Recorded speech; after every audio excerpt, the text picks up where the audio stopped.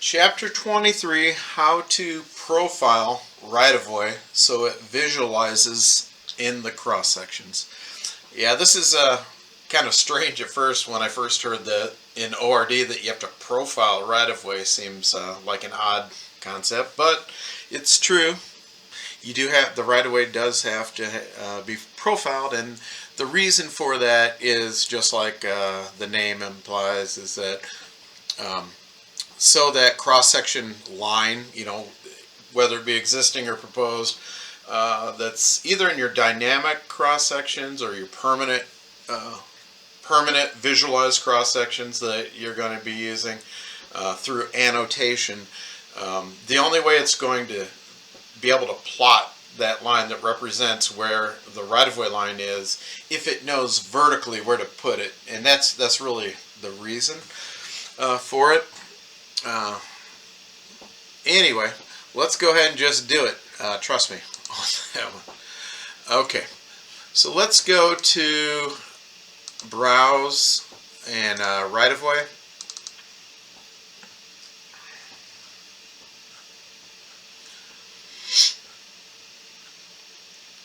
Now, it may be, depending on when you're watching this video, it may be that your plats and plans people in your organization they're using ORD, and they've already created the right-of-way for you in ORD, and they may have profiled it for you already, possibly. I would say right now, as we're getting started with ORD, it's also probably, maybe even more common to receive the right-of-way, from some other software, or even if it's Bentley, even if it's Power Geopack, it's probably just a line or multiple lines that make up the right-of-way. And it's surely, not profiled unless it was created in ORD. So, as a designer, you're going to need to have your own right-of-way file, which is common anyway. You're going to have your own right-of-way file. In that right-of-way file is going to be most likely your existing and proposed. Unless in your own organization, like IDOT, they, some sort of larger organization, where they have full-time plats and plans people, then you may not need your own existing right-of-way DGN, but you still would probably need a right-of-way DGN if you have any proposed right-of-way, because you're the one that's initially, at least, going to be determining where that proposed right-of-way goes. All right. I'm going to go to my references, and I will reference in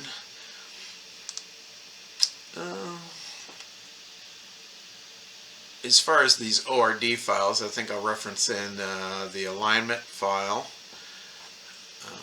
Yeah, we'll just do existing right-of-way for now. Yeah, we'll just do alignment for now. That'll be enough. But then let's go to our SS10 file. We're going to reference in our SS10 file. So as far as this class goes, under survey, I placed an SS10 existing right-of-way file that you can reference in. I'll do a fit view.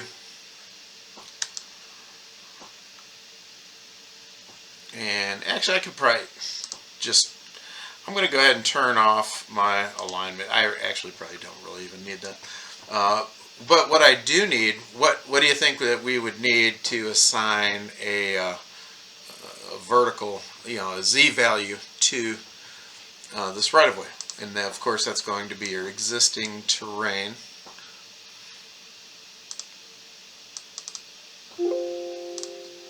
And there it is. And what also would you need to do so that it picks up on it? Even though it's referenced in, what else do you need to do? You need to make it your active. And I guess in this case it does say active. I don't know, that's a little deceiving sometimes. I'm still going to play it safe. So I've seen instances where, yeah, and you see it right here. See, if that was my active terrain model, that's not the icon I would see. So whenever you bring in your terrains, go ahead and make it active. Even if it says it's active already, still click on active terrain and you'll be good to go. And when you do so, of course, then that 3D view gets created. Okay. So now, I take a look at this right-of-way that I received. Looks okay. The only thing is, I'm not going to want to profile every one of these lines or anything. So I think what I'm going to do is I'm going to assign a feature definition to the existing right-of-way, and I'm also going to complex the existing right-of-way. So we'll go to our feature definition tools, right-of-way, existing line, and actually I think I'm going to turn the display off just to make it easier for me to select all of the right-of-way lines there. And I'm going to go up here to set feature, or actually you could go to it there, either way. And it's set to use the active feature definition, which is existing right-of-way line.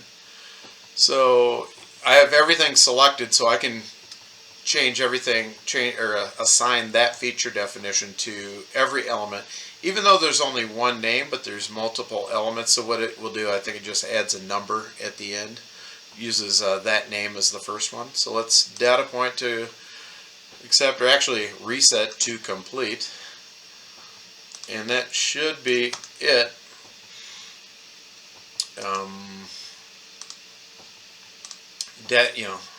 Data point off to the side to clear that. Now these lines are still separate lines, but if I hover over them, they should now have a feature definition assigned to it. And actually I don't know that I don't think that actually worked. Not sure what happened, honestly. Let's try that again. I select everything, I go to set feature definition, linear, use the active, locate the elements, I data point,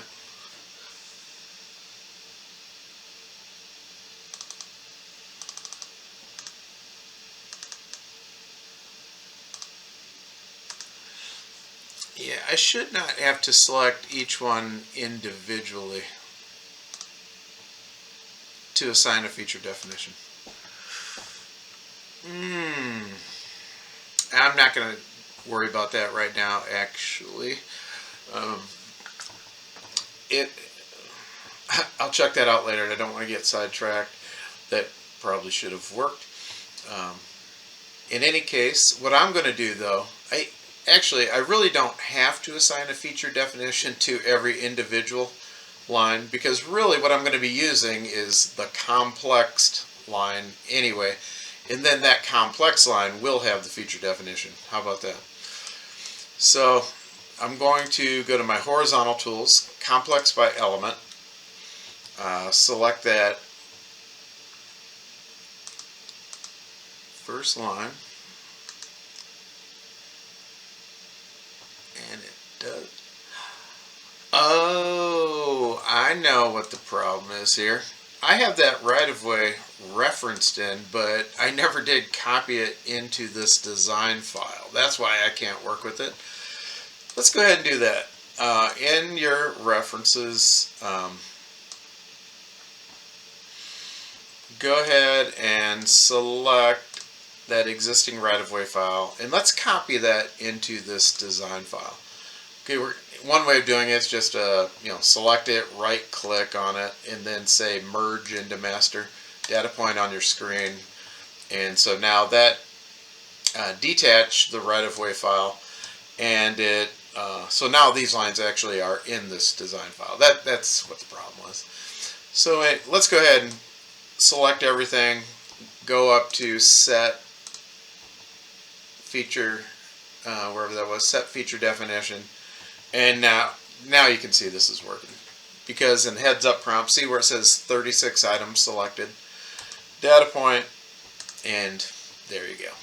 It's set. So now when I hover over it, it should say it has a feature definition. Yes, it does.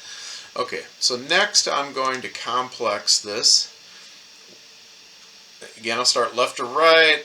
I hover over it, should have that arrow. Data point one time, data point to accept, and then let's do the next one. Data point to accept, and one last time, accept it. And so now I really have just the 3 features here that I'm working with, and so I need to profile just the 3, not every individual line. So I'm going to go ahead and turn back on that terrain. I don't think it has to be displayed, but we'll just leave it on. And this should work fine with the exception of right here. You can see that the right-of-way line goes outside of the limits of the terrain model, but that's okay. That's way over in Indiana. We're not going to be using that portion anyway. So, do you remember how to make how to create an existing profile from an element and then make it the active profile? Well, Geometry tab, Open Profile Model, select the line, click on the window that you want to use, data point inside the window. Okay, so there is the existing terrain along the right-of-way. I hover over it, and I click on Set as Active Profile. And then I could, well, I guess I will. I could bring up a 3D view, and then like right when I did that, that right-of-way line would also show up in the 3D view as well. Right there. So you see the one right now? Because only one has an active. They all have profiles, but there's only one that the active profile is set. So now I'm going to go down the line. Open Profile Model, select the other one.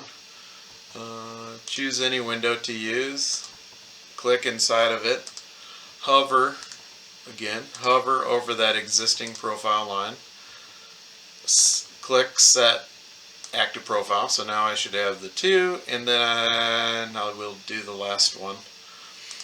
Let's see, Open Profile Model, click on the line, choose a window, select inside. Well, it's still looking at that other one, so it says remember a little trick we can do to clear that. Go back to View Attributes, set that to default. Okay, Open Profile Model, select that last one, data point inside the view, and for the last one we're going to make that the active profile. And of course you'll notice here that just like we said, it's only going to go up to the boundary of the existing terrain. Alright, so now our existing profile is included in the 3D model within the DGN file, right?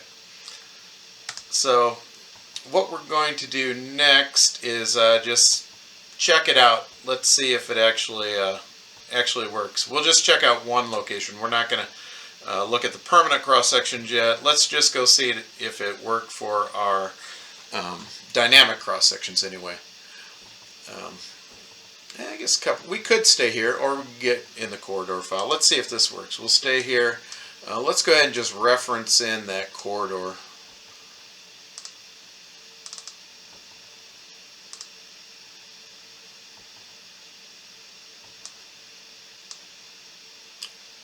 Oh, I was working in the 3D view, so it brought it in there.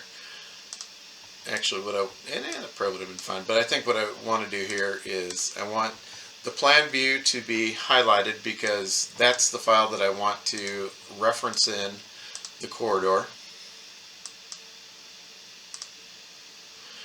And actually, you can see when you do it that way, it also brings it into the 3D view, but I want it in the 2D view. So now let's look at some dynamic cross sections. So I need to be in the corridor tab, dynamic sections, open cross-section view. I select the corridor anywhere, and then I just data point in a view. I could use the same view that that we used before.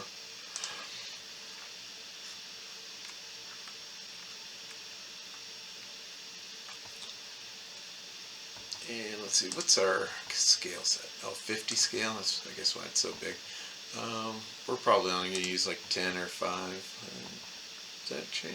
Or maybe that's not affected by annotation.